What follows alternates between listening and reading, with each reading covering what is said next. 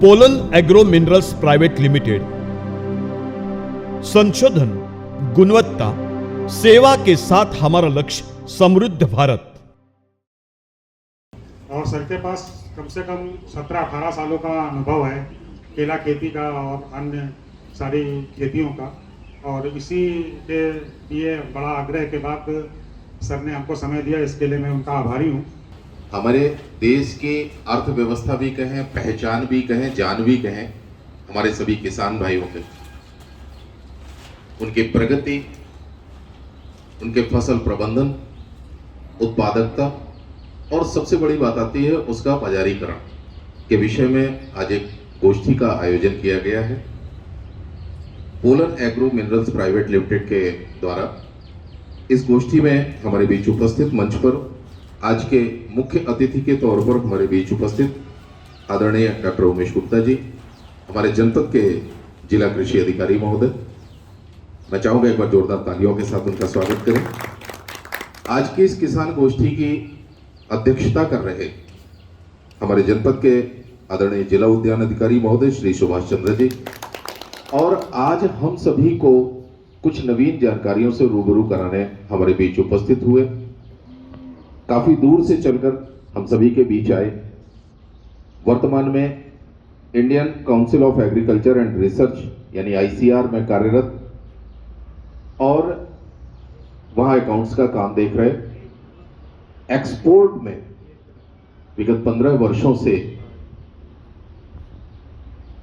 किसानों की फसलों को, बेसिकली अगर हम बात करें तो केला, अंगूर, केनू और भी कई फल जो हमारे महाराष्ट्र के किसान उत्पादन करते हैं, उनके फलों को, उनके उत्पादन को नए नए बाजारों में स्थापित कराते हुए एक्सपोर्ट यूनिट देख रहे हैं।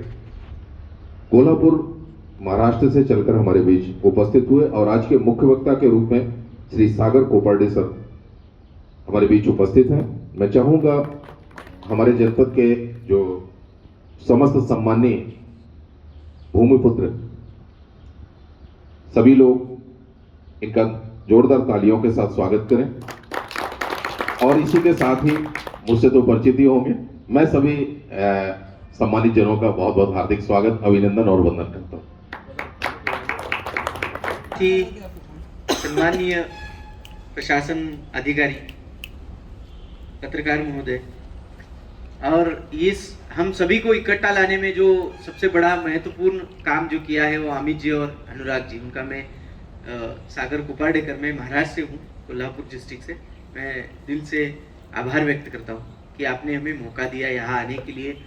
काफ़ी समय से हम एक दूसरे के साथ डिजिटल माध्यम से जुड़े हुए हैं, काफ़ी मीटिंगें, 300 से ज़्यादा वीडियोज़ सोशल मीडिया पे हमने अलग अलग तरह के किए हैं। वो देख के अनुराग जी और अमित जी ने पिछले साल से हमें फॉलो किया और उनको कुछ काफ़ी खेतों में फ़ायदा हुआ, तो उन्होंने आग्रह रूप पिछले साल से कोविड में से ही शुरुआत की कि हमारे यहाँ भी कुछ छोटे छोटे किसानों के छोटे छोटे किस्तों में कुछ चर्चा सत्र हो, जिससे कि खेती को और सरलता से समझने के लिए और खेती को आगे बढ़ाने में सुविधा हो।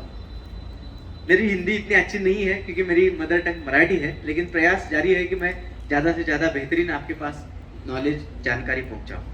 ठीक है, जब मैं निकला था तो मेरा सब्जेक्ट था कि बनाना एक्सपोर्ट और कैसे किया जाए, लेकिन जैसे ही ये अभी थोड़े समय से जो भी चीज़ें निकल के आई है कि कॉमन एक सेशन हो जाए और फिर हम फील्ड पे जाएंगे तो वहाँ पे हमारी जो बनाना और इसकी सुविधाएं, दुविधाएं जो कुछ है वो उसको भी समझ लें। ठीक है, बाकी वेजिटेबल है, फ्रूट्स है, फ्लोरिकल्चर क्रॉप्स है, सभी तरह के क्रॉप होते हैं। हम समझते हैं, कॉमन में कुछ जानकारी लेते हैं, किसान है, हमारी जिम्मेदारी हो, हमारी भी जिम्मेदारी है, ऐसे किसान हो के किसानों की भी एक जिम्मेदारी है।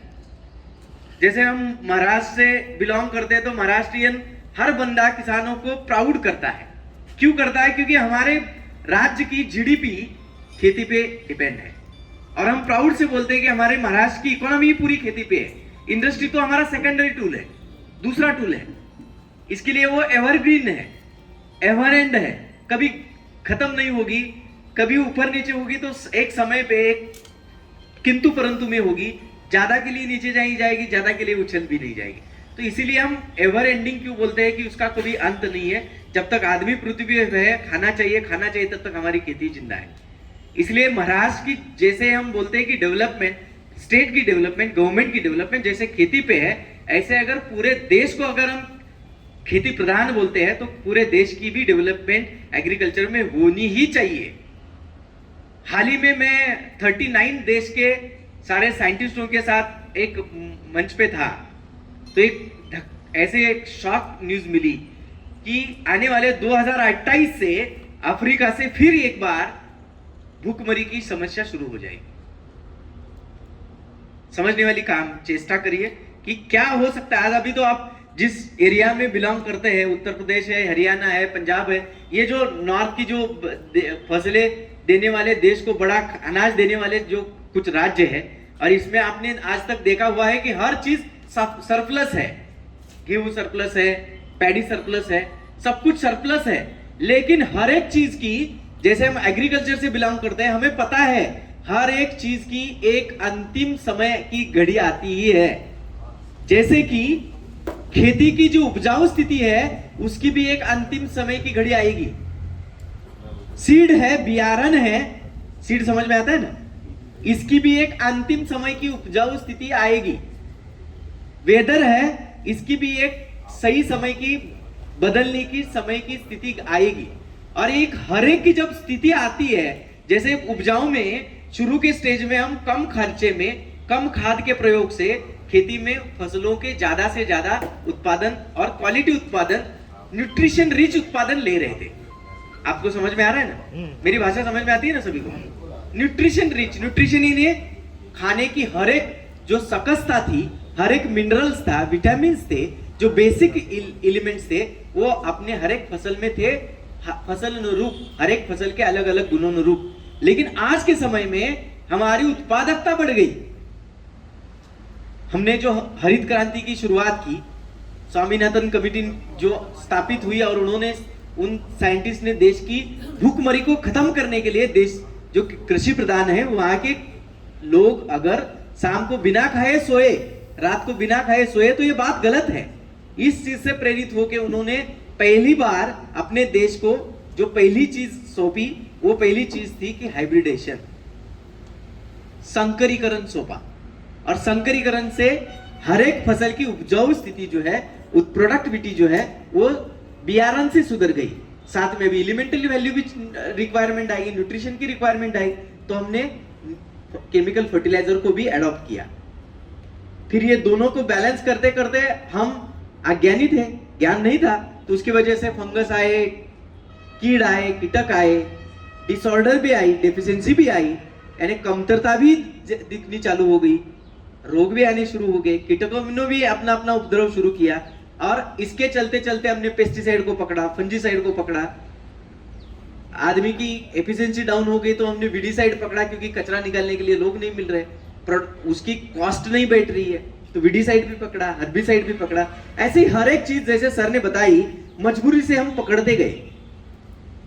तो अगर हमें आज लगता है कि हमारे देश में नहीं, पूरे विश्व में हाईएस्ट प्रोडक्टिविटी है और खाने का कभी अकाल आ ही नहीं सकता, तो ये हमारा रहम है। क्यों रहम है?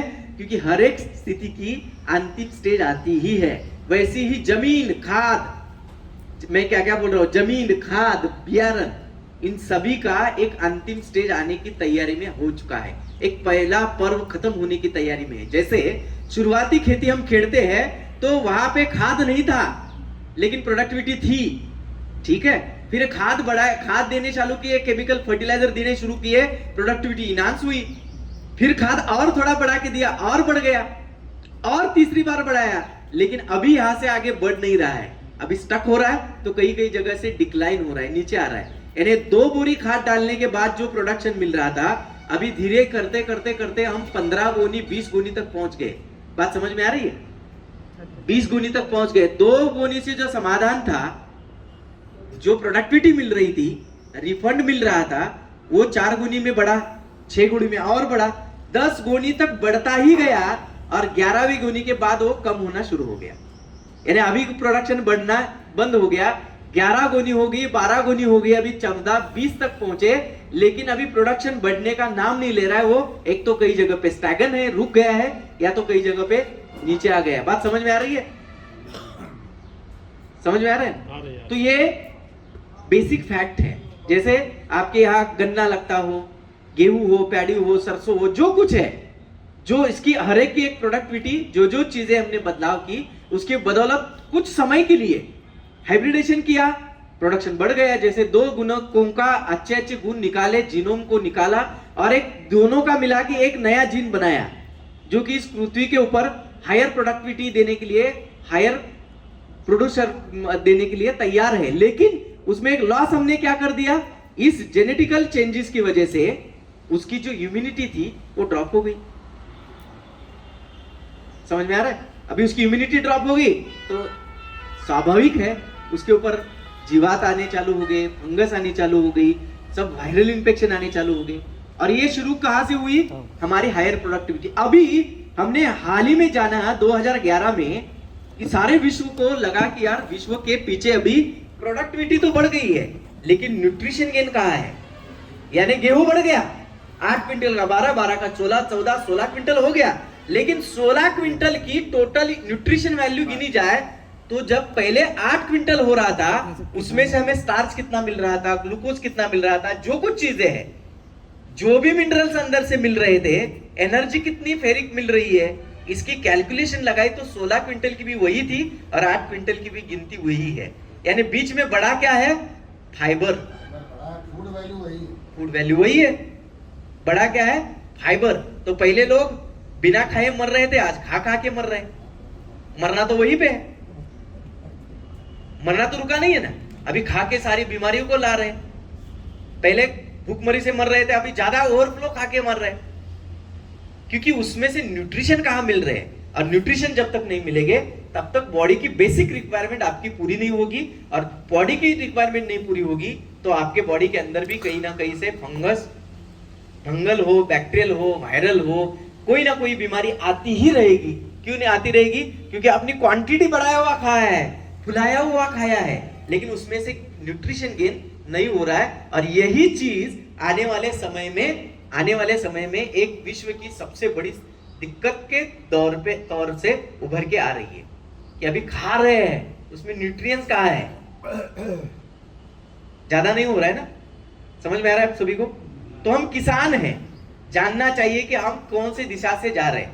ग्लोबलाइजेशन है, कंपटीशन तो किसी को छूटा नहीं है। आज भी हमारे पास यही है कि पूरा देश इस चीज से दुखी है कि हम प्रोडक्शन के रास्ते पे काफी आगे बढ़े हैं, लेकिन बेचना कहाँ है? ग्राहक कहाँ है? लेने वाले कहाँ है? तो हर समय कहीं ना कहीं से लॉसेस हमें दिखते हैं, तो अंदर से दुख होता है कि हम पैदा करते हैं और वो बिकता नहीं है, सही दाम से नहीं बिकता है, पूरा नहीं बिकता है, या कुछ भी नहीं बिकता है। कहीं ना कहीं हम अटक चुके हैं। क्यों अटक चुके हैं? हमने एक साथ जो डेवलपमेंट की, जिस दिशा में डेवलपमेंट की, उसके चलते हमने, जैसे ऐसा हुआ है भारत के बारे में कि हमने इंडस्ट्री तो डाल दी लेकिन बेचना पता नहीं है, मैन्युफैक्चरिंग यूनिट डाली है लेकिन हमें मार्केट पता नहीं है। मार्केट में गए तो समझ में आया कि जो मार्केट में डिमांड है वो हम प्रोड्यूस नहीं कर रहे। इसलिए महाराष्ट्र गवर्नमेंट ने एक अभी योजना सर बनाई है, मराठी में बोलते हैं उसको कि जे विकेल ते पिकेल, यानी क्या? जो बिकेगा वही खेत में पकेगा। अभी योजना के तहत किसानों को बोल रहे हैं डिमांड क्या है, इतनी है, यही फसल लगाओ, इसके पीछे मत भागो। तो हर एक डिस्ट्रिक्ट के क्रॉप आइडेंटिफिकेशन करो, वही इसको लीड करो, और उस लीड क्रॉप को 70-80% कल्टीवेशन में लगाओ, और 20% में फिर आपके वेजिटेबल, फ्रूट्स, अदर सब जो कुछ है वो 20% में रखो। लीड क्रॉप आप हर एक डिस्ट्रिक्ट का आइडेंटिफाई करो और उस लीड क्रॉप से जाओ, जिससे कि हम बेचने में, उसकी डिमांड के तहत उसको सही भाव में मेंटेन करने में सक्षम रहे। ऐसी योजनाएं बनाने की क्यों स्थिति आई? क्योंकि जो टेक्नोलॉजी और साइंस, ये दोनों चीजें जब एक साथ उबल के आगे आई और हमें लगा कि हम खेती में आगे बढ़ सकते हैं। बढ़ना कोई मुश्किल नहीं था, बढ़े तो सही जगह से, लेकिन बाजारू स्थिति का जो हमारा ज्ञान था वो पीछे रह गया, क्योंकि हम प्रोडक्शन करना जानते हैं, लेकिन बेचना तो हमारे बस की बात है नहीं। और हम भी जानते हैं, हम भी मानते हैं कि जो प्रोडक्शन करता है उसको प्रोडक्शन ही में ही रहना है। वो बेचना चले जाएंगे तो प्रोडक्शन बिगड़ जाएगा। तो हर एक का काम एक डिसाइड है, लेकिन इसका एक अलाइनमेंट जो है, इसकी जो चेन है वो बनने की जरूरत है। और आज दिख रहा है समय कि सभी जगह से लोग निकल के इंडस्ट्री से थक चुके हैं, सभी इंडस्ट्री से। जैसे आपने बीच में देखा होगा कि सलमान खान जैसी हस्ती भी अभी बंबई के बगल में खेती लेके कीचड़ में पैड़ी लगा रहा था और ट्रैक्टर भी चला रहा था, क्योंकि वो उसको सेटिस्फैक्शन, पैसा नहीं, नेचर ही दे सकता है। थक चुके हैं सभी जगह से, क्योंकि जब तक अपने अंदर को जब सेटिस्फैक्शन नहीं मिलता है तो हर एक चीज आपको वो अंतिम सुख नहीं देती है जो आपकी जरूरत है। समझ में आ रहा है? सभी को समझ में आ रहा है? तो हम थोड़ा सा सविस्तर रूप से एक जनरल विषय में आगे बढ़ते हैं। जी जी जी नमस्कार जी जी। तो आज के डेट में हमने, जैसे सर ने सवाल रखे हैं कि हम थोड़ा सा इसको सही ढंग के से सही करके समझने की चेष्टा करते हैं। 2028 अगर हमारे लिए एक गोल्डन वर्ल्ड अपॉर्चुनिटी मानते हैं इसको, भारत के लिए गोल्डन वर्ल्ड अपॉर्चुनिटी, यानी जैसे त्रिपाठी जी डायमंड बेचते हैं तो उनके लिए डायमंड क्या है, आपके लिए भी डायमंड क्या है कि जो अष्टांग से है, यानी हर एक दिशा से अपनी अपनी अलग पहचान दिखाता है, चमकीली पहचान दिखाता है, चारों तरफ से हर एज से ऐसे दिखाता है, इसीलिए हम उसको डायमंड बोलते हैं। डायमंड, इसको अंत ही नहीं है। यहां से देखो तो पहली दिखती है, दूसरी जगह से देखो तो वो भी दिशा पहली दिखती है, कहीं से भी देखो हर जगह अलग अलग दिखती है, लेकिन पहली दिखती है। पीछे वाला आगे वाला कोई दिखता नहीं, इसीलिए उसका अंत नहीं है, अनवैल्यूएबल है। जितने उसके अंग गिरते जाएंगे उसकी वैल्यू बढ़ती जाएगी। है तो कांच का ही टुकड़ा, है कि नहीं? लेकिन जितना छोटा होता जाएगा उतनी डिमांड बढ़ती जाएगी। उल्टा है, पहलू जितने ज्यादा उतनी डिमांड ज्यादा, पहलू में जितनी अच्छी पहलू, रेखी हुए पहलू, उतनी वैल्यू ज्यादा। वैसे जैसे हम आगे बढ़ते जा रहे हैं, हमारी और अपॉर्चुनिटी घन के घट होके डेंसेबल होके आ रही है। यानी भारत के लिए एक अपॉर्चुनिटी क्या आ रही है कि भारत सच में, जब हमने इसी समय में जो मीटिंग की 39 देश के साइंटिस्ट के साथ, तो हमें अच्छा लगा कुछ काफी समय के बाद सुनने के कि हम आज सही दिशा में जब पूरे दुनिया का अन्नदाता होके आगे बढ़ने की तैयारी कर रहे हैं। क्यों कर रहे हैं? क्योंकि हम आज भी जिस तरह से केमिकल फर्टिलाइजर का इस्तेमाल कर रहे हैं, दवाइयों का इस्तेमाल कर रहे हैं, वो हमारे से वर्ल्ड की जो एग्रीकल्चर कंट्रीज है, इसमें आज भी हम 7वें स्थान पे हैं। तो आज इस स्थिति में अगर हम किसानों को खुद को अगर तैयार करें कि कुछ ही समय बचा है कि हम अपनी खेती को लीड करने की तैयारी में आने वाले हैं, तो लीड में कुछ पहलू होते हैं। महाराष्ट्र के किसान जो है इंडिपेंडेंट ग्रो होते हैं। इंडिपेंडेंट, मैं एक शब्द का सही ढंग से इस्तेमाल कर रहा हूं। इंडिपेंडेंट यानी गवर्नमेंट का मिनिमम सहयोग, आत्मनिर्भर, सही ढंग से आत्मनिर्भर शब्द इसके लिए सही है। क्योंकि जैसे हम बोलते, अभी मैंने जैसे कुछ चीजें सुनी तो मुझे अंदर से दुख भी हो रहा था कि किसान पैदा तो कर रहा है, बेच नहीं पा रहा है, लेकिन आप महाराष्ट्र आओगे तो बेचने वाले भी किसान हैं और पैदा करने वाले भी किसान हैं, बीच में कोई कड़ी नहीं है। ये क्यों है? क्योंकि वहां पे संगठन है, सहकार का गठन है, काफी मजबूत है और काफी समय से है, कोऑपरेटिव काफी है, और कोऑपरेटिव का नेटवर्क होने के वजह से अंगूर बेचना हो, कोई भी सब्जी, वेजिटेबल, कोई भी क्रॉप बेचना हो तो गवर्नमेंट के सामने खड़े हो जाते हैं, बोलो अभी क्या करना है, संगठन से खड़े हो जाते हैं। जो भी भाव है, धाम है, गवर्नमेंट से भी लेते हैं, कारपोरेटर से भी लेते हैं। तो ये संगठन जो है वो वहां पे जीतने के लिए तैयारी करता है या जीतने की ताकत देता है, क्योंकि संगठन है, मजबूत गठन है, संगठन भी है और मजबूत गठन है। समझ में आ रहा है मेरी बात? हाँ। तो इसी स्थिति में अगर हम पूरा भारत एक हो तो पूरे दुनिया से लड़ने में कोई बड़ी बात नहीं है। क्योंकि मेरी खुद की एक एक्सपीरियंस है। 2014 में मैं जब ईरान पहुंचा सर, जब खुद ईरान पहुंचा तो हमारी बनाना को लेके मैं ईरान पहुंचा, तो वहां पे हमारी बनाना यानी जो हमारे से बांग्लादेश, पाकिस्तान, इंडिया, अफगानिस्तान, नेपाल, यहाँ से जो मजदूर लोग जाते हैं ऑयल कंपनी में, बड़ी संख्या में जाते हैं, 5,000, 7,000, 9,000 ऐसे बड़े बड़े गठों में, यानी गट्टों में जाते हैं। और ये एक एक रिफाइनरी में काम करते हैं। एक पूरी शिप इंडियन की चलती है, एक दूसरी और कहीं की चलती है, तो ऐसे चलते हैं।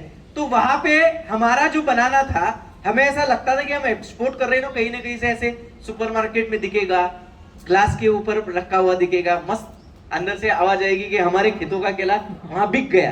तो वहां पहुंचने के बाद यार इतना दुख हुआ कि मैंने देखा कि हमारा कंटेनर ऐसा उठाया जाता है और वहां के हमारे इंडियन लोगों को खिलाने के लिए वहां के दूसरे शिप में डाला जाता है, और वो शिप अंदर चली जाती है और वहां पे ऑयल निकालने का काम चलता है।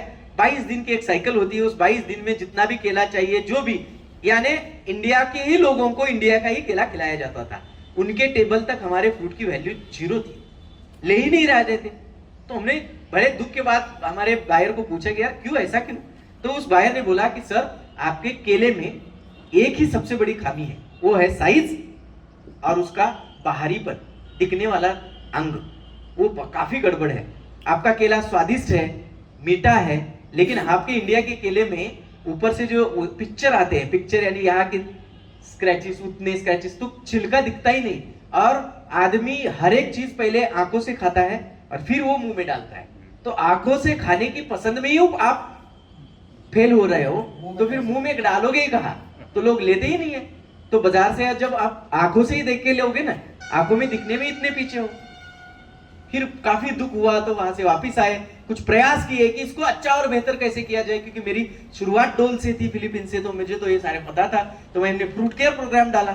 तो इस फ्रूट केयर प्रोग्राम में हमने किसानों को कोतरियां दी, यानी बैग दी, इसके बाद इंजेक्शन लगवाए पेस्ट कंट्रोल के लिए, फिर उसके ऊपर बंच स्प्रे लगवाए, तो साइज आई, क्वालिटी आई, सब आया। फिर हम वापस गए। तो लेकिन इससे पहले जो फिलीपींस और इक्वाडोर के जिन दोनों देशों ने अपनी जो मजबूत ब्रांड बनाई थी, डोल जो एक बड़ी ब्रांड है, और डोलवेंटो इतनी बड़े ब्रांड है वर्ल्ड में कि उसके सामने तो हम ठग ही जाते थे मार्केटिंग के लिए, क्योंकि उनकी 28 लाख बॉक्स, 18 केजी का एक बॉक्स आता है, 28 लाख बॉक्स की एक पूरी शिप भर के बेच देते हैं, और हम कंटेनर भेजते हैं 1550, वो भी 13 किलो का। तो हमारे कंटेनर कितने जाते हैं? एक शिप में 200, 150, 50, 70 ऐसे कंटेनर जाते हैं, और वो तो 28 लाख बॉक्स का एक डायरेक्ट शिप आ जाता है। तो पूरे मार्केट में छा लेते हैं।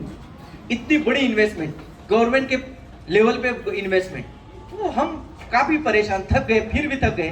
तो हमने फिर वहां पे शुरुआत की। 2015 में जब रिपीट गए, तो हमने पहली पहल की कि हमने हमारे एमबीसी का सपोर्ट लिया, और एमबीसी से सपोर्ट लेके, परमिशन लेके, हर एक मॉल के सामने हर दिन 4 घंटे खड़े रहो, और एक अम्ब्रेला लगाओ, एक टेबल ले लो, भाड़े पे टेबल लिया, अम्ब्रेला भाड़े पे, पका के लोगों को फ्री में केला खिलाओ।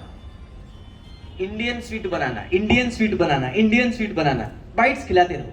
जितने भी लोग मॉल में जा रहे हैं, बाहर से फ्री में एक बाइट्स दे दो, कुछ लोग तो खाते भी नहीं थे कि यार इसमें पॉइजन है क्या, और क्या है क्या, क्योंकि हमारे पोशाक भी इतने अच्छे नहीं है कि हम दुनिया में उठ के आए। लेकिन जैसे हमने बाइट्स बेचने शुरू किए, मैं आपको गर्व के साथ बोलता हूं कि उसके बाद लोगों ने फिर डिमांड करनी शुरू की कि ये कहाँ मिलता है, फिर बाइंग चालू हुई, फिर परचेज शुरू हुआ। आज इंडिया में जो केला एक्सपोर्ट ईरान में हर हफ्ते का एक शिप लगता है, उस शिप में हम मैक्सिमम 150-200 कंटेनर चढ़ाते थे। आज के 5 साल में एक ही कंट्री में हमारे हफ्ते के आज के 3,500 से 4,000 के ऊपर कंटेनर चढ़ते हैं हफ्ते के। ये अचीवमेंट है, हो सकती है। क्यों होती है? क्योंकि आज वहां पे साफ सुथरा, दिखने में शानदार, कोई भी दाग धब्बा नहीं, ऐसा एकदम क्लीन एंड नीट ऐसा केला बेचने के लिए हम भी दुनिया के पीछे तैयार हो रहे हैं। तो दुनिया को कॉस्मेटिक चीजें चाहिए, हमने वो भी स्वीकार की।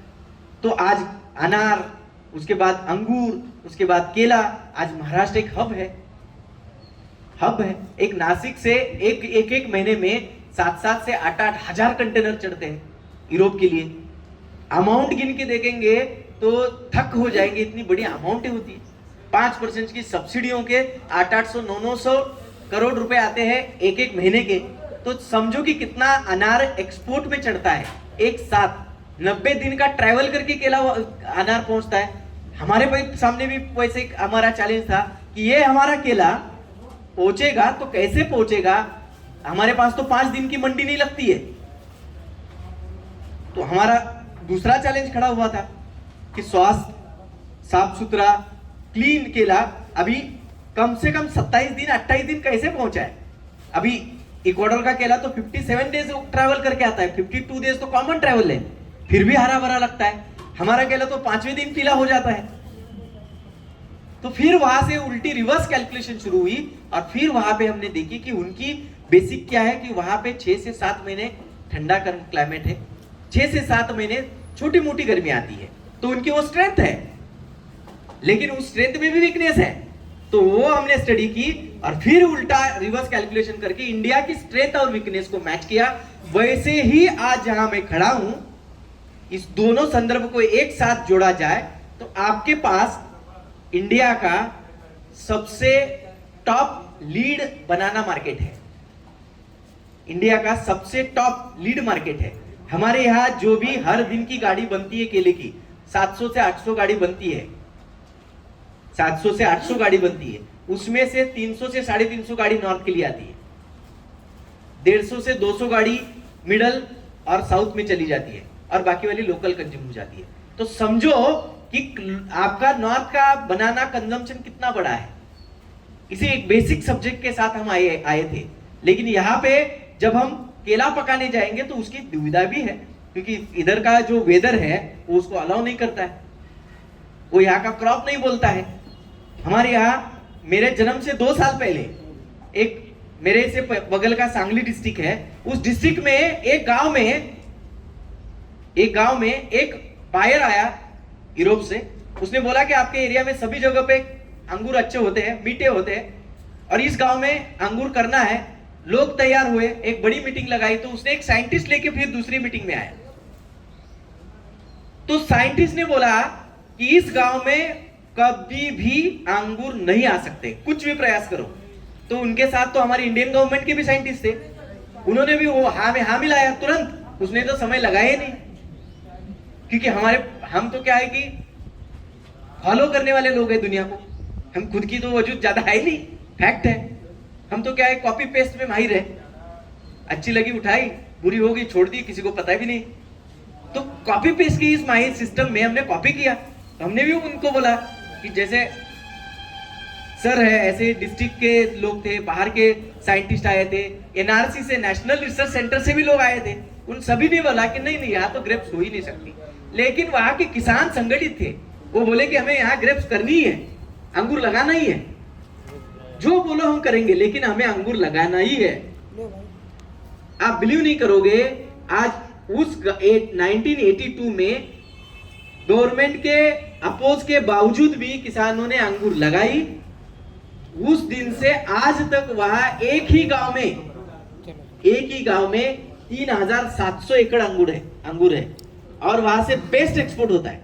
बताइए, अभी साइंस कहा गया, साइंटिस्ट कहा गए, इंडिया की भी नहीं दुनिया के किसानों ने अपने जो इच्छा के बलबूते पे, अपनी जो भी मेहनत के बलबूते पे उस स्टोरी को सक्सेस किया। हो सकता है, उसको समझने की चेष्टा करनी चाहिए। मेरी बात समझ में आई नहीं? पक्का हर चीज हो सकती है, थोड़ी थोड़ी चीजों में हमें बदलाव करने की आवश्यकता है। 4 प्रकार के क्रॉप होते हैं। कितने प्रकार के? 4 प्रकार के। एक पहला आता है मल्टी एनम क्रॉप। कौन सा आता है? मल्टी एनम, यानी साल दर साल चलने वाला। जैसे मैंगो है, पपैया, चिकू है, नारियल है, द्राक्ष है, पोमोग्रेनेट है, एप्पल है। आप समझ रहे हो मेरी बात? ये जो क्रॉप है इसको हम मल्टी एनम क्रॉप बोलते हैं। मल्टी एनम यानी साल दर साल चलते रहते हैं। ठीक है। उसके बाद दूसरा आता है सेमिया एनम क्रॉप। क्या आता है? सेमिया एनम यानी 6 महीने से ऊपर और साल से अंदर, यानी हल्दी, अदरक, कॉटन, समझ रहे हो? नहीं, 6 महीने से ऊपर 7 महीने के अंदर, 12 महीने के अंदर उसको बोलते हैं सेमी एनम क्रॉप। फिर आता है एनुअल क्रॉप, एनम क्रॉप, पपीता, केला, 1 साल, करेक्ट 1 साल में आने वाले क्रॉप। दूसरा साल भी नहीं लेंगे, आधे साल में भी नहीं आएंगे, समझ में आ रहा है? और उसके बाद जो आते हैं वो आते हैं सीजनेबल क्रॉप्स। सीजनेबल यानी एक सीजन 3 महीने का, गर्मी के, बारिश के और ठंडी के। और इस शरीर के शास्त्र के आधार पे पूरी जो लीडिंग कंट्रीज है, एग्रीकल्चर लीडिंग कंट्रीज है, वो साइंस को आगे बढ़ाती है। और इंडिया जो है एवरेज रिसर्च पे हम एग्रीकल्चर को आगे बढ़ाते हैं। एवरेज यानी इकोलॉजी क्या बोलती है, इकोनॉमी क्या बोलती है, एंटोमोलॉजी क्या बोलती है, पैथोलॉजी क्या बोलती है, फिजियोलॉजी क्या बोलती है। इसके कंफ्यूजन के चक्कर में हम एक भी चीज को आगे नहीं बढ़ाते, वही घूमते रहते हैं। आप समझ रहे हो? समझ में आ रहा है ना मेरी बात? तो इन 4 प्रकार के जो क्रॉप है, इन 4 प्रकार क्रॉप के 4 अलग अलग समस्याएं भी है, फायदे भी है, और इसकी स्ट्रेंथ वीकनेस भी है। जो मल्टी एनम क्रॉप है ये ट्रूली, इसको क्या बोलते हैं, पूरी तरह से 100% स्टोरेज में चलने वाला क्रॉप बोलते हैं। इसको बोलते हैं स्टोरेज क्रॉप। स्टोरेज क्रॉप है ने स्टोरेज क्रॉप है ने ये ऊंट का क्रॉप है, ऊंट जैसा क्रॉप। ऊंट कैसा होता है पता है? यहां से निकल गया, 100, 150, 200 के बाद ही कुछ खाएगा पिएगा, तब तक के लिए अपने अलग अलग कोटों में कुछ स्टॉक करके रखेगा। इसको बोलते हैं स्टोरेज क्रॉप।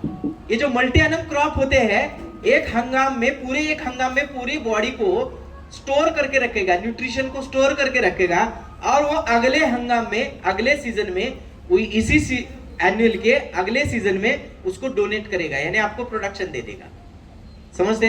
इसको बोलते हैं 100 पूरी स्टोरेज क्रॉप, पूरी यानी 100% स्टोरेज पे चलने वाले क्रॉप। इसकी दुविधा भी अलग है, इसके एनवायरमेंटल कंडीशन भी अलग है, और इसकी सस्टेन कैपेसिटी भी अलग है। मैं ये क्यों समझा रहा हूं? ये बेसिक चीज आपको समझ में आई तो आप प्राउड से बोल सकते हैं कि मैं किसान हूं, क्योंकि इसके लिए फिर साइंस की जरूरत नहीं, टेक्नोलॉजी की जरूरत नहीं। आपको ही समझ में आता है कि साइंटिस्ट कैसे आगे बढ़ते हैं। इन बेसिक चीजों से जब निकलते हैं तो फिर स्पेशलिटी डेवलप होती है, और स्पेशलिटी जब डेवलप होती है तो आपको डिसीजन लेने की जो डिसीजन पावर है वो बढ़ती है, तो हम समय पे उचित चीज का डिसीजन ले सकते हैं। समझ में आ रहा है मेरी बात? पीछे समझ में आ रही? Multi annum crop 100% storage crop. Storage crop यानी 3 प्रकार का स्टोरेज होता है। एक होता है सेल्यूलोज, दूसरा होता है हेमिसेल्यूलोज, और तीसरा होता है लिग्निन। अभी सेल्यूलोज हेमिसेल्यूलोज भूल जाओ, याद रखना नहीं है, खाली आपके समझ से निकल जाए कान से आवाज। सेल्यूलोज को क्या बोल सकते हैं? जिसमें 70-30 का फॉर्मूला होता है शरीर में, यानी लिक्विड वाला न्यूट्रिएंट्स लिक्विड फॉर्म में 70% है और सॉलिड फॉर्म में 30% है। उसका बेसिक रूप होता है सेल्यूलोज रूप। सेल्यूलोज यानी चयल यानी बदलाव में आने वाला स्टॉक, स्टोरेज, यानी अपने शरीर में क्या, अपने शरीर में जैसे ब्लड है, क्या है? ब्लड है। समझ में आ रहा है? उसके बाद आता है हेमिसेल्यूलोज। हेमिसेल्यूलोज यानी क्या? 50-50 यानी 50% लिक्विड फॉर्म में, 50% सॉलिड फॉर्म में जितने भी न्यूट्रिशन स्टॉक्स होते हैं उसको क्या बोलते हैं हम? हेमिसेल्यूलोज बोलते हैं। और फिर आता है लेग्निन। लेग्निन यानी क्या? 80-20, 80% सॉलिड और 20% लिक्विड। ऐसी घन स्थिति में जब स्टॉक पहुंचता है उसको बोलते हैं लेग्निन। तो मल्टी एनम क्रॉप जो होते हैं वो लेग्निन का ज्यादा स्टॉक करते हैं, इसीलिए वातावरण का उसके ऊपर ज्यादा प्रभाव नहीं होता है। क्यों नहीं होता है? ऐसे कितने भी सीजन बदल जाए उनके लिए ज्यादा टेंशन नहीं है, क्योंकि उसके बॉडी में सॉलिड स्टॉक जो है वो काफी बड़ा है। वो ऐसे 4 सीजन 5 सीजन आराम से खींच के ले जा सकते हैं। इतना उसके बॉडी के अंदर क्या है? स्टोरेज है। जैसे हम बोलते हैं कि पुराने लोगों ने जो अनाज खाया है वो हेल्दी फूड खाया है, इसकी वजह से आज भी वो उनकी इम्यूनिटी अच्छी है। वो छोटे मोटे वातावरण बदलाव से वो प्रभावित नहीं होते हैं।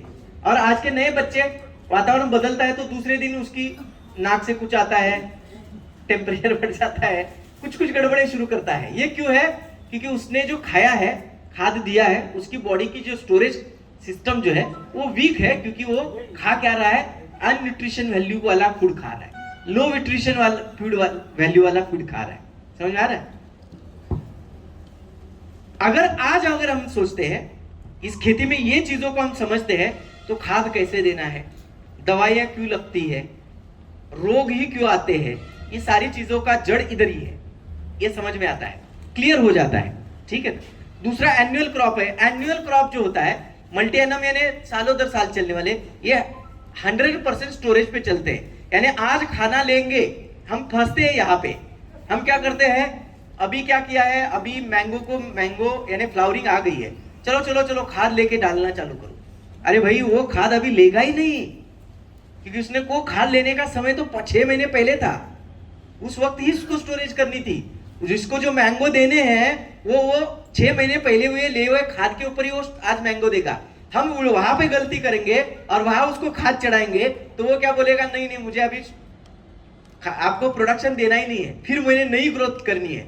तो फिर आज गलत समय पे खाद मिला, तो उसको क्या आई, नई ब्रांच आई, नई ब्रांच आई तो फ्लावरिंग ठीक ही नहीं निकल गई। समझ में आ रहा है? क्लियर हो रहा है? अगर फ्लावरिंग आ गई, वो नया डेवलपमेंट करेगा, फिर स्टोरेज बढ़ाने की चेष्टा करेगा, क्योंकि आपने गलत समय पे गलत खाद का प्रयोग किया, नहीं चाहिए था तब दिया, और जब चाहिए था उस वक्त में हमें समझ में नहीं आया, क्योंकि हमें दिखता है तभी हम जगते हैं। इंडियन लोगों की बेसिक साइकोलॉजी है ना, जब दिखता है तभी हम जागते हैं, तब तक हम सभी के ऊपर अंधविश्वास से चलते हैं, है ना? क्लियर है ना? इस बेसिक चीज से अगर हम ये समझे मल्टी एनम क्रॉप, इसकी अगर मैनेजमेंट देखी जाए, तो अगर आपने गलत समय पे अगर उसको खाद चढ़ाया, तो वो खाद क्या करेगा, बॉडी में जाके अनडाइजेस्टिव फॉर्म में रहेगा। कौन सा फॉर्म? अनडाइजेस्टिव फॉर्म, अपच स्थिति में रहेगा, अपचन स्थिति में रहेगा। और अपचन स्थिति में रहा तो ये अपचन स्थिति आकर्षित करेगी किसको? कीड़ों को। क्यों? क्योंकि वो उसका खाद है। जो पच गया वो खाद नहीं, जो नहीं पचा वो उसका खाद है। आपने जमीन से उठा के उधर लाया, वो उस उधर तक ढूंढ के आए। समझ में आ रहा है? कभी आपने ये सोचा कि ये जो चीजें आती है, जो भी दवाइयां डाल रहे हैं, यानी कीड़े मकोड़े जो भी, यानी सकिंग पेस्ट होते हैं, इंसेक्ट होते हैं, ईयर जिसको बोलते हैं ना, इंसेक्ट को, पेस्ट को, हाँ सब जो भी है, ये क्यों आते हैं? बॉडी एक 4 स्थिति से गुजरती है। बॉडी यानी मैं प्लांट को बोलता हूं। पहली स्थिति होती है इसकी, पहली होती है तनाव, स्ट्रेस। जब बॉडी में स्ट्रेस आता है और आपको समझ में नहीं आता है, तो धीरे धीरे धीरे जाके वो स्ट्रेस, तनाव जो है, वो डिसऑर्डर को जनरेट करता है बॉडी में। इसको जनरेट करता है, डिसऑर्डर को जनरेट करता है, यानी नॉर्मल स्थिति को खो बैठता है। डिसऑर्डर धीरे धीरे बढ़ती जाती है, हमें समझ में नहीं आता है, तो वो डेफिशिएंसी को जनरेट करती है। इसको जनरेट करती है, डेफिशिएंसी को। और जब डेफिशिएंसी जनरेट हो जाती है, तो बॉडी पूरी तरह से अपनी जो नई ग्रोथ है, नया डेवलपमेंट है, वो पूरी खो बैठती है। और डेफिशिएंसी स्थिति में फिर बॉडी डिसीज को जनरेट करती है। देखो, डिसीज की शुरुआत कहां से हुई? स्ट्रेस से हुई। हर चीज की शुरुआत कहां से है? स्ट्रेस से है, तनाव से है। तनाव क्यों आता है? गलत तरीका का खाद, गलत समय पे, गलत मात्रा में। समझ में आ रहा है? गलत तरीके की दवाई, गलत समय पे, गलत मात्रा में। क्लियर हो रहा है? ये गलत चीज जहां जहां लग गई, वहां नाश विनाश अटल है। खेती हो, अपनी हेल्थ हो, एजुकेशन हो, कोई भी सेक्टर में आगे बढ़ के देखो। एजुकेशन में आगे बढ़ो, गलत तरीके का एजुकेशन का, अगर दिमाग का इस्तेमाल सही तो फायदा है, गलत तो नुकसान है। ऐसा ही हर चीज में है। खेती में भी अगर हम फिजियोलॉजी को समझ गए, इस शरीर शास्त्र को समझे, तो हमें कॉन्फिडेंस आता है कि इसके साथ हमें ऐसे आगे कैसे बढ़ना है। जैसे हम घर में कुत्ते का बच्चा लाते हैं, यानी कुत्ता, एक छोटा सा एक डॉग लाते हैं, तो उसके साथ घुल मिल के उनकी एक हर एक स्थिति को जानते हैं, इसको क्या पसंद है, क्या नहीं पसंद है, फिर वो एक फैमिलियर हो जाता है, और फिर उसकी हमें ज्यादा दिक्कत नहीं आती, वो हमारे साथ कब एडजस्ट होकर चलता है समझ में नहीं आता है। ऐसे ही अगर हम क्रॉप के साथ उसी स्थिति में एडजस्ट हो, उसको हमारे साथ एडजस्ट करो, तो वो क्रॉप भी आपको परेशान नहीं करेगा, वो आपके साथ चलने के लिए ऑलवेज तैयार है। वो क्यों तैयार है? क्योंकि वो पृथ्वी के ऊपर पैदा ही हुआ है डेवलप होने के लिए, फालतू में तो हुआ नहीं है। तो इसे ही एनुअल क्रॉप है। 80% एनुअल क्रॉप स्टोरेज पे डेवलप होते हैं, यानी 4 महीने पहले खाद स्टोर करके रखेंगे और 4 महीने के बाद आपको डोनेट करेंगे बतौर आपके प्रोडक्शन। समझ में आ रहा है? सेमी एनुअल क्रॉप जो होते हैं वो 40% स्टोरेज पे चलते हैं, 60% लाइव फीड पे चलते हैं। लाइव यानी आज का न्यूट्रिएंट्स 60% आज से ही जमीन से मांगेंगे, हाँ 60%, और 40% जब जरूरत के हिसाब से, जैसे अदरक है, पोटैटो है, पोटैटो में कई वैरायटी ठीक कम ज्यादा है, साथ ही हल्दी है, ऐसे कॉटन है, तूर है, ऐसे जो क्रॉप 6, 7, 8 महीने लेते हैं। समझ में आ रहा है? तो ऐसे जो है वो 40-60 यानी 40 स्टोरेज, 60% वो लाइव में चलते हैं। उसके नीचे हम जब आते हैं तो आते हैं कौन से में? Seasonable crop. कौन से क्रॉप? सीजनेबल, 5 महीने के नीचे, 1.5 महीने के ऊपर मौसमी फसलें। इनकी जो न्यूट्रिशन और इनकी फिजियोलॉजी क्या है? ये जो होते हैं वो 100% लाइव फीड पे चलते हैं। किस पे चलते हैं? लाइव। आज का अभी के अभी, आज का प्रभाव आज, कल मैं स्प्रे करूंगा, खाद डालूंगा, कोई उपलब्ध नहीं। क्यों नहीं? क्योंकि वो लाइव फीड पे चलते हैं। उसके बॉडी को देखो, समझो, हम किसान हैं, उसमें कहीं भी आपको स्टोरेज की स्थिति नहीं दिखेगी, कहीं भी स्टोरेज बना रहा है ऐसा नहीं दिखेगा। कोई भी वेजिटेबल को छान के देखो, अंदर से पोला है, होल एंड पोल बोलते हैं उसको। गेहूं देखो, पैडी देखो, सब होल एंड पोल है। क्यों पोल है ये? कभी दिमाग में सवाल नहीं आया? अरे पोल क्यों है? बाकी वाले भरे हुए क्यों है, सॉलिड क्यों है? यही पोल क्यों है? क्योंकि ये लाइव फीड पे चलते हैं। ये हमारे एग्रीकल्चर में नहीं सिखाया जाता, इसके लिए आपको साइंटिस्ट के पैरों में पड़ना चाहिए कि भाई समझाओ इसको क्या है। तो वो स्थिति में पार करनी पड़ती है, वो स्टेज स्पेशलिटी में जाना पड़ता है कि सच्चाई क्या है। तो समझ में आता है कि यार ये हमने पीजी यूजी तक जो पढ़ा था वो एक वर्चुअल था, बेसिक था, जो किसान भी पढ़ते हैं लाइव खेतों में, हम यहाँ से किताबों से पढ़ते हैं, बाकी अंतर कुछ ज्यादा नहीं है। इसको अंग्रेजी शब्दों से नवाजा गया है, इसको हम हमारी लोकल भाषा में, बाकी दोनों में अंतर 0 है। हम कितने भी पढ़े, वो जो किताबें में आया, खेतों से निकल के किताबों में गया था, वही घूम के फिर हमारे जवानी आया, बाकी कुछ ज्यादा बदलाव नहीं है। ठीक है ना? अभी इन स्थितियों को हम, इन क्रॉपों को जब वर्गवारित करते हैं तो यहाँ पे होने वाले डिसऑर्डर, डिसीज और सबसे बड़ी तनाव यानी स्ट्रेस, इन 3 चीजों को समझना काफी आसान हो जाता है। इससे ही हमें समझ में आता है कि हर क्रॉप का न्यूट्रिशन मैनेजमेंट कैसा होना चाहिए। ये जनरल स्थिति है, ये बेसिक स्थिति है। हम जनरल बात कर रहे हैं, इसलिए मैं जनरल बात कर रहा हूं, क्योंकि एग्रीकल्चर में मैं किसान हूं, तो ये बेसिक चीजें हमें पता होनी चाहिए कि कौन, कब, क्यों और किस लिए और किस मात्रा में। जैसे अभी ये हो गया फिजियोलॉजी का पहला अध्याय, इस 4 किस्तों में बांटा है उन्होंने, वर्ल्ड फिजियोलॉजी ने 4 किस्तों में बांटा है। इस 4 किस्तों में फिर एक स्पेशलिटी आती है, अवस्थानुरूप। क्या स्थिति आती है? अवस्थानुरूप। जैसे बच्चा घर में पैदा होता है, समय अनुसार उसकी पहली आयु है बालपन है, बालपन के बाद प्रौढ़ यानी तारुण्य है, तारुण्य यानी क्या बोलते हैं, यंग स्टेज है, यंग स्टेज के बाद मैच्योर स्टेज है, मैच्योर स्टेज के बाद फिर ओवर मैच्योर स्टेज है ना? ऐसी हर एक स्टेज में है। अभी हर एक स्टेज में अनाज तो चाहिए, रिक्वायरमेंट बदल जाती है, कम ज्यादा हो जाती है, उसके रंग भूंग बदल जाते हैं, यानी उसकी स्टेजेस बढ़ जाती है। बच्चा शुरू में जब उसको दांत नहीं थे तो तब दूध ले रहा था, अब यही स्थिति घूम फिर के बुढ़ापे में भी आती है, वहां पे भी बच्चा ही एक समान, बुढ़ा हो गया फिर भी वीक हो गई।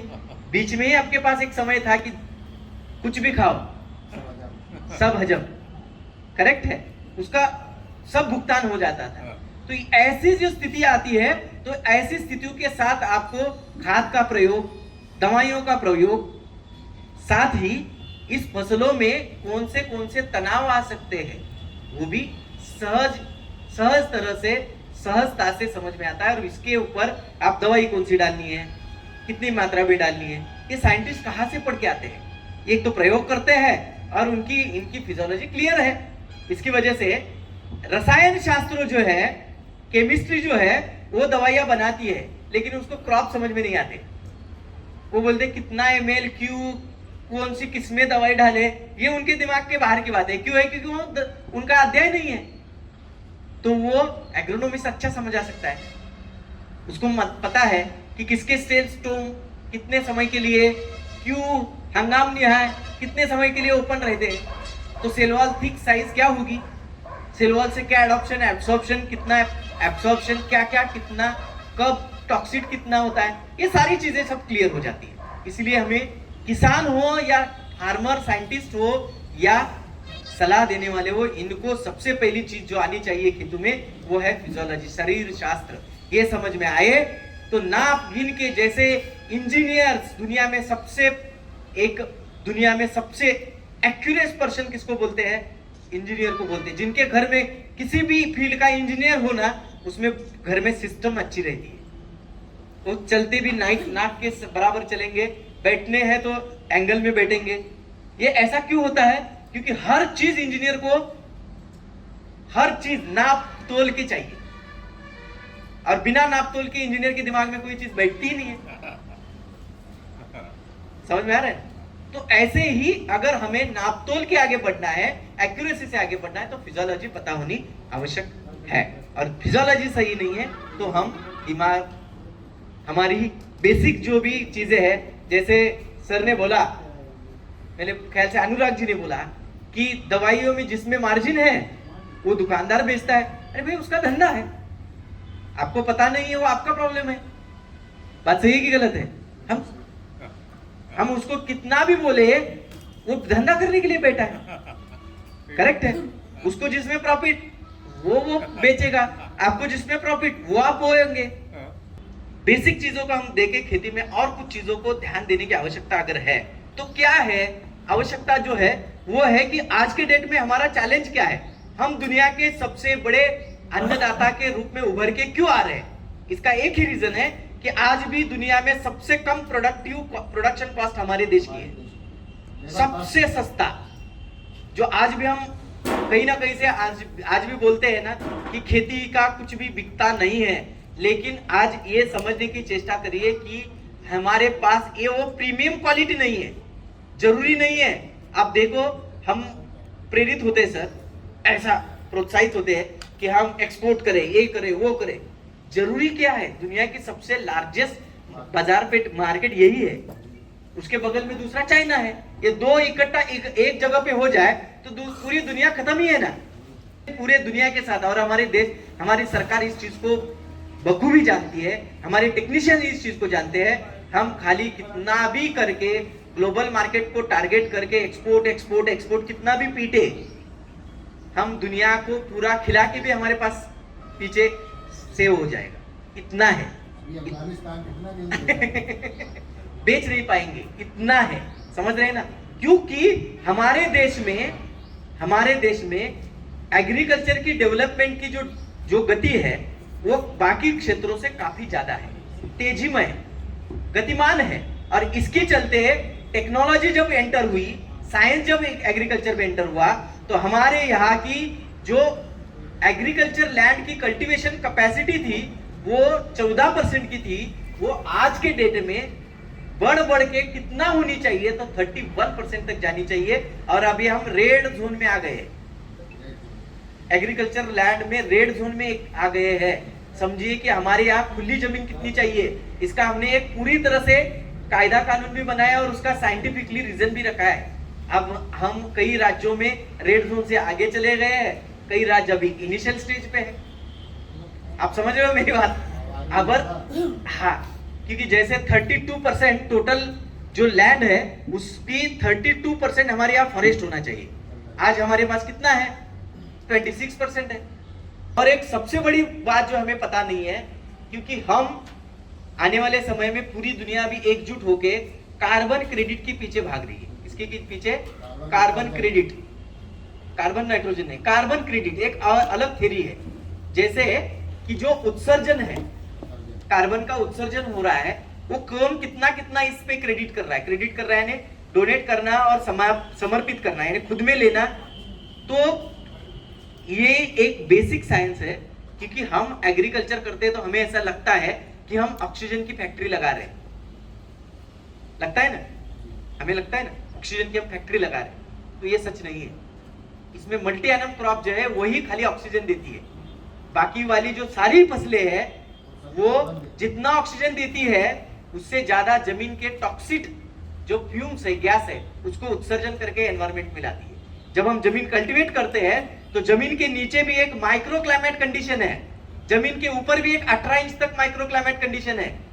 हम जब छोटे थे तो हमारे यहाँ जो पुराने लोग हैं वो खाना जब पकाते थे, वो खाना क्या करते थे, उठा के सिंक पे रखते थे, 6 फीट 7 फीट पे।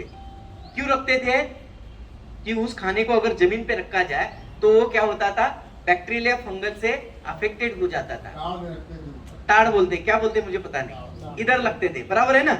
हमें लगता था कि उसमें जो कैट यानी क्या बिल्ली खाए, बिल्ली ना खाए इसीलिए उसको लटका के रखते थे। लेकिन वो बिल्ली के नहीं रखते थे, उसका साइंस क्या है कि जमीन के नीचे 18 इंच, जमीन के ऊपर 18 इंच, पूरे विश्व के ऊपर, पृथ्वी के ऊपर एक, हमारे इधर उसको सिकारा बोलते हैं। सिकारा, अच्छा, सिकारे में रखते थे। तो ये जो सिकारे में क्यों रखते थे, क्योंकि इस पृथ्वी के ऊपर जमीन के नीचे 18 इंच और जमीन के ऊपर 18 इंच, ये जो एक परत है इसको बोलते हैं सूक्ष्म वातावरण कक्षा में सारे प्रकार के वायरस, सारे प्रकार के बैक्टीरिया, सारे प्रकार के फंगस भरे पड़े हैं खचाखच। वहां पे अनाज रखा जाए, थोड़ा सा एसिड प्रिजर्वेंट हो तो वहां से बैक्टीरिया इसके अंदर एंटर होकर उसको खत्म कर दे। और ये कितना इंच है? 18 इंच है, इसलिए हम उसको उठा के सिंक पे रखते हैं तो सूख जाएगा, लेकिन वहां पे बैक्टीरिया फंगस नहीं आएगा तो अनाज सड़ेगा नहीं।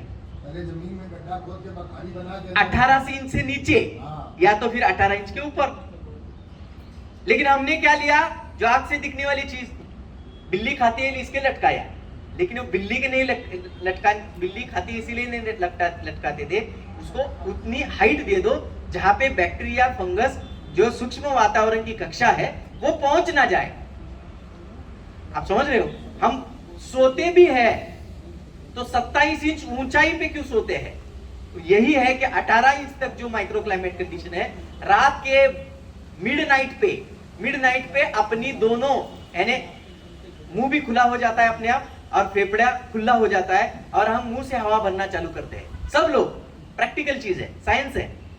तो उस वक्त भी हमारे पेट में, फेफड़ों में फंगल और बैक्टीरियल जो अनवांटेड है, पैरासिटिक है, जो परोपजीवी है, वो जाके यहाँ पे बढ़ ना जाए, इसलिए जमीन में नहीं सोने हैं, 27 इंच ऊंचाई पे सोना है। तो 27 इंच ऊंचाई पे जो जमीन का जो सूक्ष्म वातावरण कक्षा है वो टूट जाता है और हमारी अगर मुंह भी खुल जाता है तो भी हमारे पास साफ सुथरी हवा जाती है।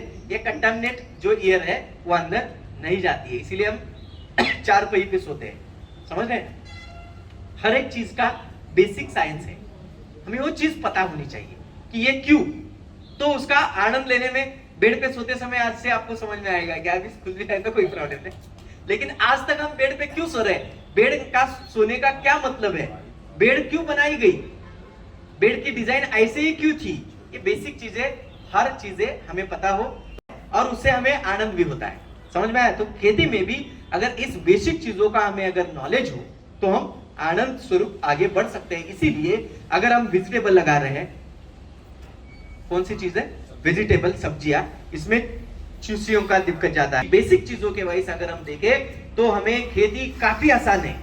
खेती को हमने इतना तरह से यानी कंफ्यूजन में लेके गए हैं कि हम उससे उछल के बाहर ही नहीं आ रहे। एक दवाई डालते हैं, उसका जो आरएमएल फैक्टर है यानी उसका जो बेसिक रेसिड्यू पीरियड है उसका खत्म होने से पहले 3-3 दवाई हो जाती है। तो एक दवाई दूसरी और तीसरी एक साथ जब शरीर में इकट्ठा होती है तो कॉम्प्लेक्स बनते हैं और वो कॉम्प्लेक्स इतने टॉक्सिसिटी को पैदा करते हैं कि वो टॉक्सिसिटी अपने शरीर में जब हम खाने से अंदर एंटर करती है तो वो टॉक्सिसिटी अपने जीवन को घटाने का सबसे बड़ा काम करती है, स्लो पॉइजन का। समझ में आ रहा है? ज्यादा हो रहा है ना? ठीक। तो ये बेसिक चीजें हैं। अभी हम अगर हम आज उठ के खड़े होके बोले कि नहीं हम जाएंगे अभी ये बिना दवाई का खाएंगे नहीं, और किसानों ने भी बोला कि बिना दवाई का पकाएंगे नहीं।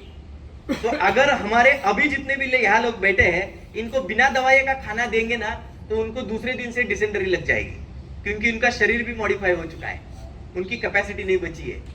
उनको दवाई वाला खाना ही अभी यहाँ से आगे अनाज है। फॉरेनर्स आते थे यहाँ पे पानी पीते थे तो डिहाइड्रेशन हो जाता। करेक्ट है। अभी वो भी इधर का पानी भी पी रहे, अभी नदी नाले का भी पी रहे। ये जब फॉरेन जाता था तो उसे वहां डिहाइड्रेशन हो जाता था। हाँ हाँ ये भी तो है। दोनों चीजें हैं कि वातावरण के अनुरूप जो जीव सृष्टि में जो भी जिंदा चीज है वो धीरे धीरे धीरे जेनेटिकली अपने आप मॉडिफाई होती रहती है। जैसे बदलाव है वैसे धीरे धीरे धीरे धीरे बदलाव करती रहती है। अभी पॉइजन वाला खाना है तो सभी को आदत पॉइजन वाले की ही है। अभी अगर सच्चा सही सकस खाना दिया जाए तो उसकी डाइजेस्ट सिस्टम दूसरे दिन से फैल।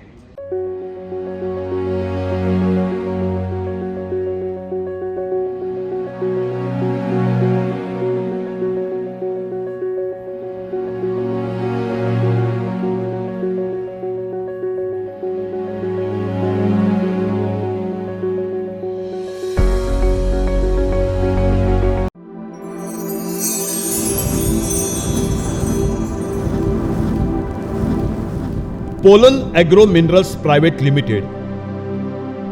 संशोधन, गुणवत्ता, सेवा के साथ हमारा लक्ष्य समृद्ध भारत।